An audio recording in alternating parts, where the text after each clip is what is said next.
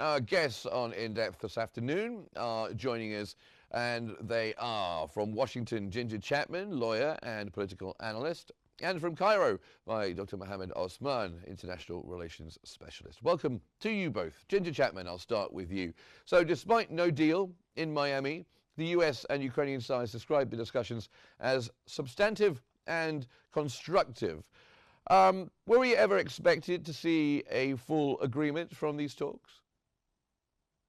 Well, first, greetings to you, Mark, and to your viewers, and to your other guest, Dr. Osman. And it appears the talks in Florida, they were supposed to be an extension of the Anchorage agreement that Putin and Trump had worked out. However, it's becoming increasingly clear that Europe is agreement incapable with respect to this war. Europe intends to continue this war as long as possible for their own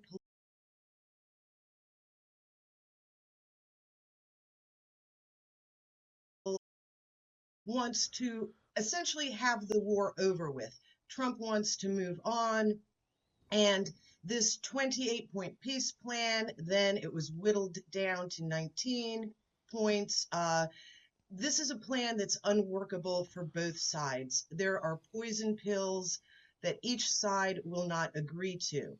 And this is leaving Trump in a position where he can either continue to limp along in this war, let the war continue, appear to be trying to work through negotiations on this peace plan, or Trump has the option of saying, Russia is winning on the battlefield. We need to push Zelensky out of power. We need a new leader, new elections that are willing to negotiate with Russia. Or Trump's third option is to walk away, which is something that he had threatened to do in the past, and he could have done at the beginning of his term. However, Trump seems unable to walk away. So it appears from the American point of view, this war is going to continue on. And then meanwhile, from Kiev's point of view, Zelensky himself has to deal with their conditions on the battlefield, has to deal with the corruption scandal rocking his government, and he also has to deal with President Trump's peace plan and how he can negotiate through that. And then meanwhile, on the battlefield, as you noted, Putin has taken Pokrovsk, which is a major rail and road hub for Kiev. It's essential to their operations in the Donbass. Without Pokrovsk, they cannot get food or ammunition or supplies to their soldiers. So we are now in a situation where all sides are farther apart than they were months ago. All right. All sides they're getting farther apart. Okay, and I think we reported that Russia claimed to have taken Pokrovsk, but reports say that they have taken some of it. It's actually disputed. Dr. Mohamed Osman, coming to you. Kyiv and Washington described discussions as constructive, as I mentioned to Ginger Chapman there, and agreed on further dialogue formats. What do they mean by constructive in this context? Is that diplomatic language that is a fig leaf for what really happened, do you think? Thank you for having me, Mark. Greetings to you, your audience, and of course to Mrs. Chapman. Indeed, such words are sometimes used for ornamental purposes or even as a decoy to hide a lack of accomplishment, maybe, because it seems that even though I would agree that there is a genuine will on the part of the United States to actually settle the Ukrainian-Russian war, to end this war, to find a political settlement that will put an end to this endless cycle of violence and bloodshed, I do believe that the United States is really seeking to do that. They are trying to propose certain ideas and maybe certain concept notes of some sort, like the 28-point paper and the other initiatives that they have presented. All of these are attempts maybe to settle the war. That does not mean that they are sufficient or that they will be able to end this war with everyone being happy, because this is not usually how wars end, Mark. And unfortunately, there are certain realities on the ground that cannot be denied. And one of them is that Russia maintains the battlefield initiative. Whether they control Pokrovsk in its totality or in part, by the way, most independent military sources do say that Russia actually controls the entire city now, Mark, including many other Western media outlets, including Bild, a very famous German anti-Russian magazine that is focused on defense and strategy. However, it's irrelevant, really, whether this city or Minograd or Kupiansk or Haleopoli, whether these cities have completely fallen or not, it's not really relevant, because at the end of the day, we see a situation on the ground where one party, which is Ukraine, is struggling in order to maintain its ability to defend what remains of its territories, because its support is dwindling. The United States is not giving it nearly as much support anymore, and the Europeans are unable to plug the gaps that have been caused by the reduction of U.S. aid. Actually, in its totality, in 2025,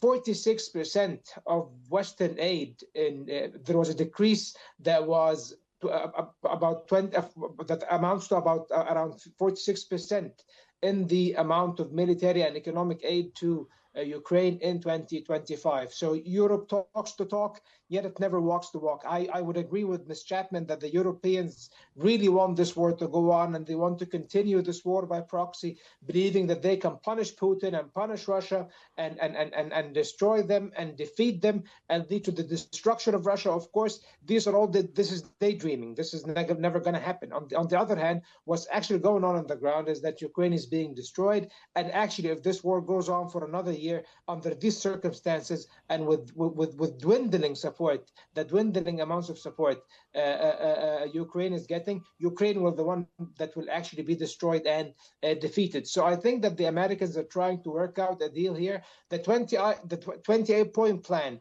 was reasonable because it was balanced. It did give Russia basically all what it wanted. Basically, this could be taken against it, and I would agree with that. It's not exactly agree with international law. I would agree with that as well. However, it has to correspond to reality as well. And on the other hand, it did provide Ukraine with security guarantees, solid security guarantees, by the way. So I believe that this framework could be a realistic framework through which an actual settlement and agreement can be reached. However, this will require a much more decisive approach by the United States in the coming weeks and months. Okay, Ginger Chapman, we are going to come back to Europe in just a few moments, but let's pick up on what Dr. Osman was saying there about security guarantees. The reports say that the talks focused on security guarantees to ensure a lasting peace, as they put it. What kind of guarantees, security guarantees, is the United States realistically prepared to offer, do you think? Well, first, we do see that Ukraine is insisting on robust security guarantees. They're looking to Europe, and we know that France and England are desperate to put NATO troops. They want to put their own troops in Ukraine. They would also like to put NATO troops in there. And more importantly, they want the United States to backstop these troops so that if there's any sort of conflict, then the United States will rush in to support Ukraine. And that is the exact opposite of what America wants to do at this point.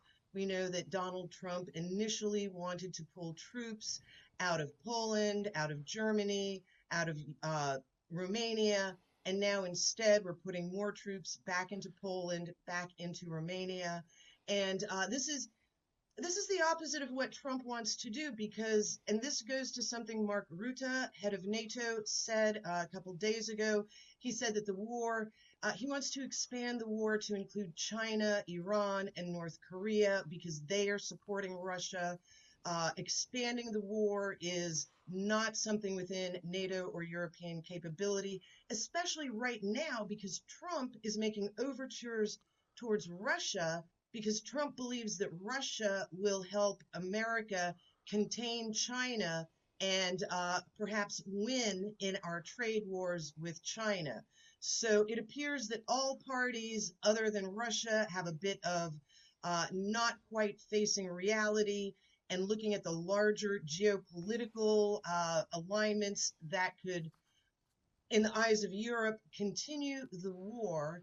And the other thing that we do know is that without America in the picture, Europe has no way to negotiate with Russia. They have cut themselves off from negotiations and diplomatic relations, so now they're relying on the United States at a time that the United States really would like to focus on future business deals and not on continuing the war. Europe is running out of money, which is why they're looking at the 300 billion in frozen Russian assets. The United States also would like some of those frozen assets in a joint fund that the United States can administer.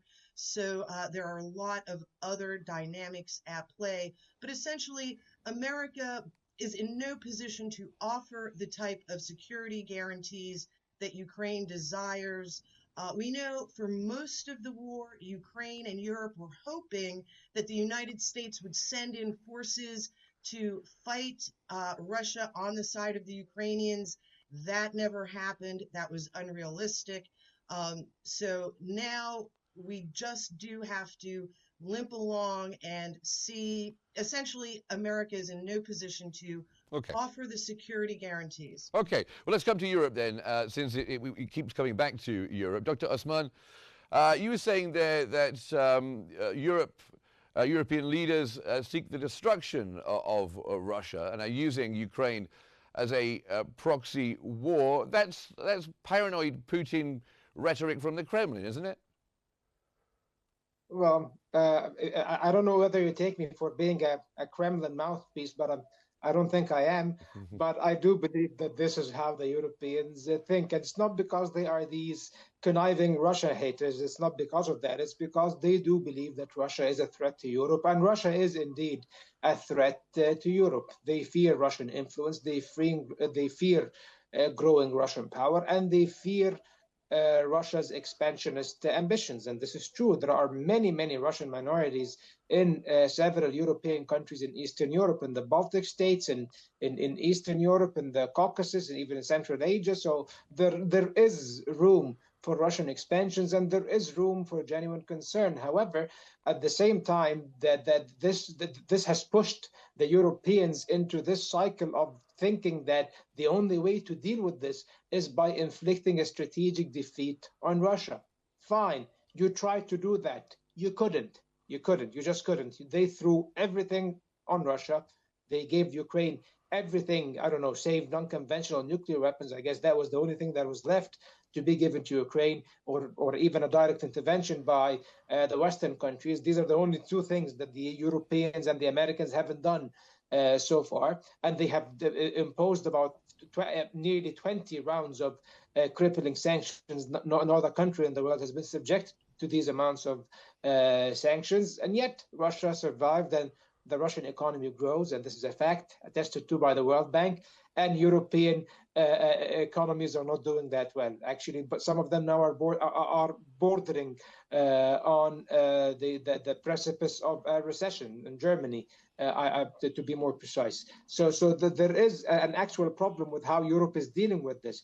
Europe has to understand that there has to be some sort of dialogue between them and Russia in order to resolve the conflict in Ukraine, and also to address the mutual security concerns. And I think that NATO already exists as a framework that safeguards the majority of Europe. The majority of Europe is are members of the North Atlantic Treaty Organization. And as far as I know, the United States is still committed to its Article 5 responsibilities under the NATO Charter. So the idea of Russia attacking NATO is ludicrous, and it's laughable. It's never going to happen, because it will just be a decision of collective suicide, World War III. So this is something that is not going to happen. And on the other hand, the Russians will have to have their ambitions checked in the case of Ukraine by having this new regime of security guarantees that will be imposed, that will prohibit future Russian aggression against Ukraine, that will prohibit any further attempts of grabbing land in Ukraine by the Russians. But on the other hand, the idea that the Russian army can be broken and be forced to withdraw from Ukraine, or that the idea of NATO expansion should never be addressed, and I believe it is one of the root causes of the conflict that has taken place today. And by the way, NATO expansion was historically opposed by prominent European powers like Germany and France. And then when they decided that they will not resist the United States anymore, they decided to play along and ride on the US bandwagon. And ironically now, the black comedy of this, Mark, the United States, that same country that actually implicated them in this conflict with Russia, is now the one that is leaving them to dry out in the cold, unfortunately. So these are very sad realities. Europe has to take the mantle and establish an actual independent European foreign policy, and they have to understand that Russia is part of Europe, and that the conversation about Ukraine now has to correspond to certain realities on the ground, away from these principles we like to speak about without really applying them, or without them being even applicable on the ground. And Ginger Chapman, is that, do you think, what the United States is looking for Europe to go its own way, to deal with the problems in Europe itself, and to have its own foreign policy, and just to leave the United States out of it? Yes, we have seen President Trump make statements that essentially, over the past several years, he's made statements that NATO is a relic, and it appears that the Article 5 guarantees, Trump does not want to be bound by those anymore, especially in light of what appears to be the European desire to keep the war going. Dr. Osman raised some excellent points. I agree with most of them.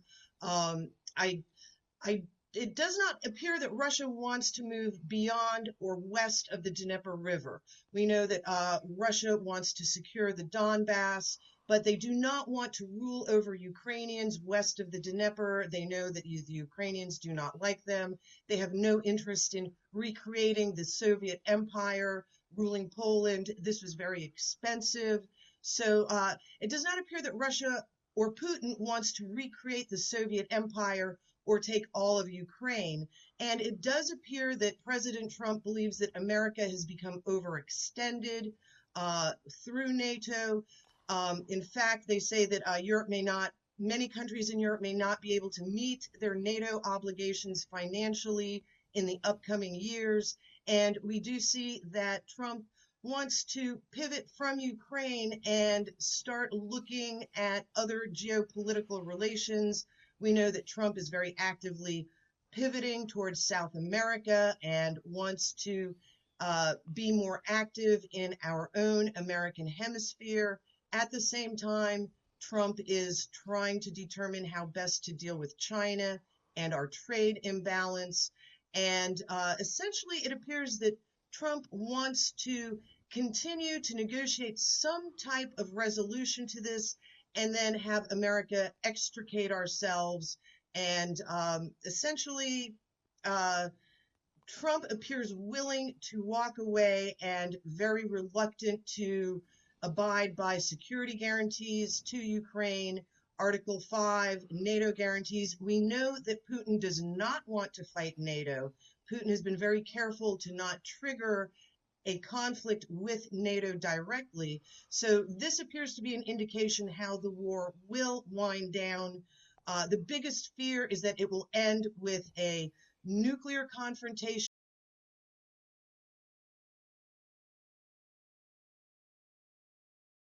Europe does not have the military to back it up.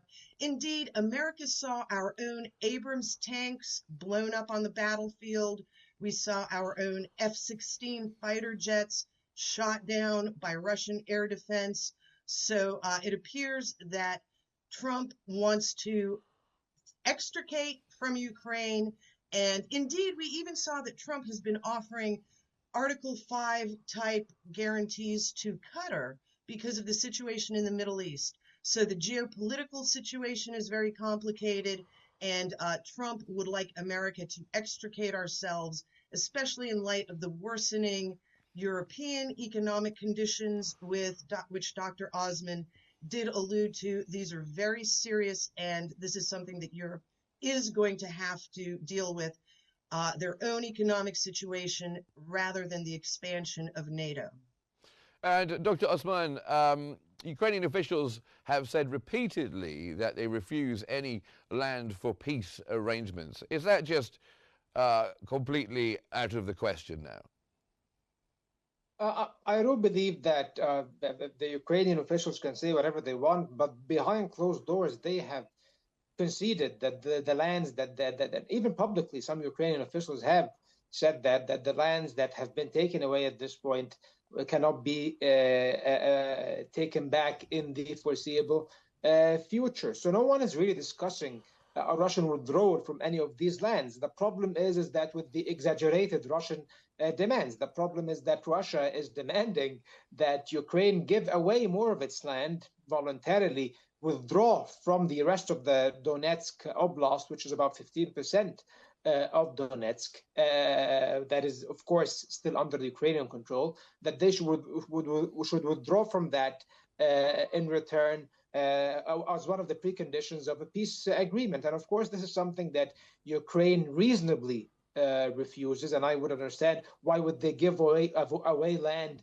that they did not lose to begin with. And these are, some of them are big cities in the Donbass, like Kramatorsk, like Slavyansk, most of Konstantinivka, but the Russians have infiltrated its outskirts about a few weeks ago. So the idea that Ukraine should willingly give up more land that they did not actually lose on the battlefield, of course, is a bit overbearing against Ukraine and against Ukraine. And I do understand why the Ukrainians would refuse that. And I also do understand why the Russians would insist on that, because they have the battlefield initiative, because they are winning. So because they are winning, they are trying to dictate conditions. The Americans tried to pressure them. The Trump administration tried to pressure them. Trump imposed very strong sanctions on the Russian oil industry. He did restore intelligence sharing with the Ukrainians. Okay. He did sell a lot of weapons to the Ukrainians through the Europeans. He even threatened to supply Ukraine with Tomahawk missiles. This did not yield any results. This is why he turned back to pressuring Ukraine, because he's not serious about attaining a just peace, Mark. Just as Ms. Chapman said, he just wants to get out of it. Ginger Chapman, then let's turn back to Europe again. Following the Miami talks, Zelensky is now engaging with European leaders, meeting with Macron and Starmer and Merz in London, I think, tomorrow. Do you think that this is going to lead anywhere? Is Europe, is it capable of sustained political backing for Ukraine? That is an excellent question. And we know that Europe is not capable of, they may be capable of sustained political backing, but they're not capable of military backing or economic backing. And those are ultimately going to be the most important. Ukraine could not fight and win against Russia with the support of NATO and America. It is unlikely that they will make any progress without the support of America. And what we're gathering from the Witkoff-Kushner meetings with Putin and his entourage is essentially that America is no longer trying to negotiate a win for Ukraine or to negotiate a good deal for Ukraine. It appears that right now President Trump is just trying to negotiate conditions that are going to make President Trump look good. Okay, well, we're going to have to leave it there. Sorry, Ginger, I'm sorry to cut you off, but we're just out of time. But thank you very much to both of you for a very interesting discussion this afternoon. Ginger Chapman, lawyer and political analyst, joining us from DC, and Mohamed Osman, Dr. Mohamed Osman, joining us from Cairo, international relations specialist. Thank you both very much indeed. And that brings us to the end of today's episode of In Depth. Thank you very much for joining us, and stay here for more.